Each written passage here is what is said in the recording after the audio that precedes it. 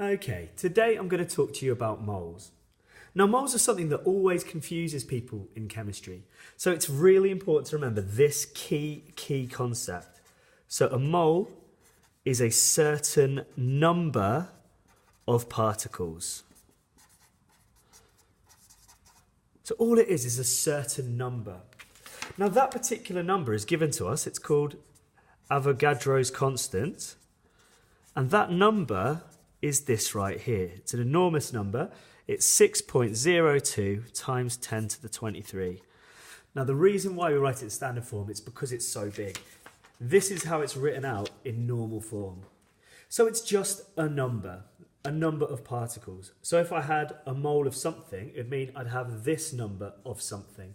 A little bit like saying if I've got a dozen eggs, it means I've got 12 eggs. If I've got a mole number of eggs, for example, I'd have this many eggs. Okay? So that's the really important thing to remember. Now, what is the point though? Where does this number come from? What is its relevance? So let me explain. Now, the whole reason why Avogadro's constant exists and why we use moles is because of this. Whenever we have 1 mole of anything, it means that its mass, the mass of that substance, equals either the relative atomic mass or the relative formula mass of that substance, depending on what we're talking about. So its mass is equal to those things. So let me just show you an example. So for example, let's think about carbon. So let's imagine if I had 1 mole of carbon. What essentially that means if I have that many atoms of carbon. So to find out the mass of that, what I need to do is I need to find carbon on the periodic table. So here it is right here. So carbon looks like this.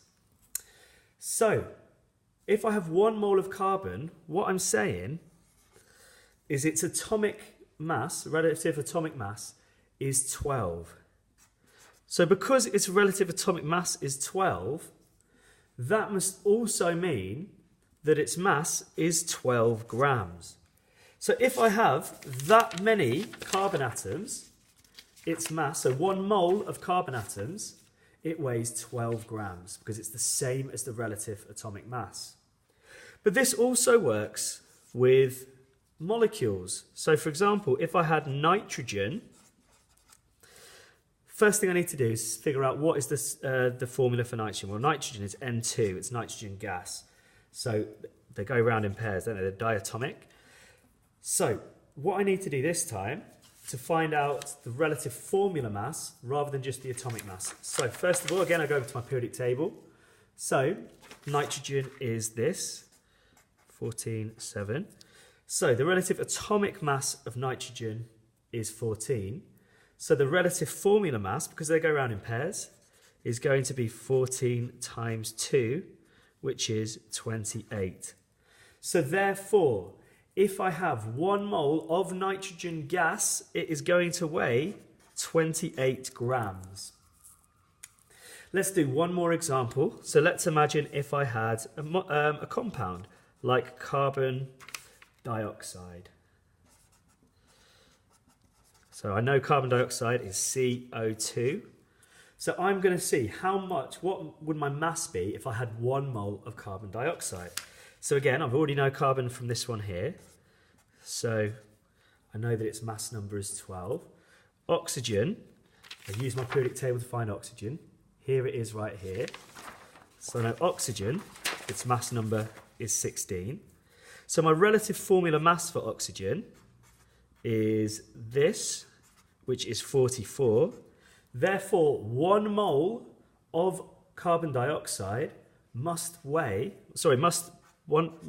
a mass of 44 grams. Okay, so let's just see a particular kind of question that you could be answered about this. So a question says, how many atoms are there in 5 moles of nitrogen gas?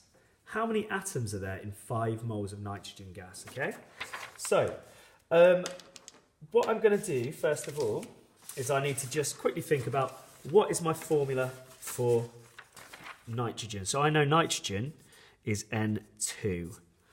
So it's saying how many atoms are there in 5 moles of nitrogen gas. So all I need to do, first of all, is think, what is my Avogadro constant? So that is 6.02 times 10 to the 23. Because remember, that is the number that means 1 mole. So what I need to do, first of all, is I need to multiply this by 5, because that's just 1 mole. It's asking me for 5 moles. So what I need to do is 6.02 times 10 to the 23, and then take that answer and multiply it by 5, which gives me 3.01 times 10 to the 24. Now it's fine to leave your answer in standard form like this for now, okay?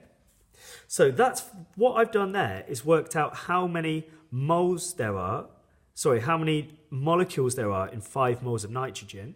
However, because nitrogen is diatomic, there's 2 atoms in each molecule of nitrogen, I then need to take my answer, so 3.02 times 10 to the 24, and multiply that by 2. So times that by 2, which is 6.02 times 10 to the 24. So, just as a recap, what a mole is, all that it means is a certain number of particles. This number right here, Avogadro's constant, this enormous number. So the relevance of this number, remember, is 1 mole of any substance means its mass is the same as its relative atomic mass. Thank you.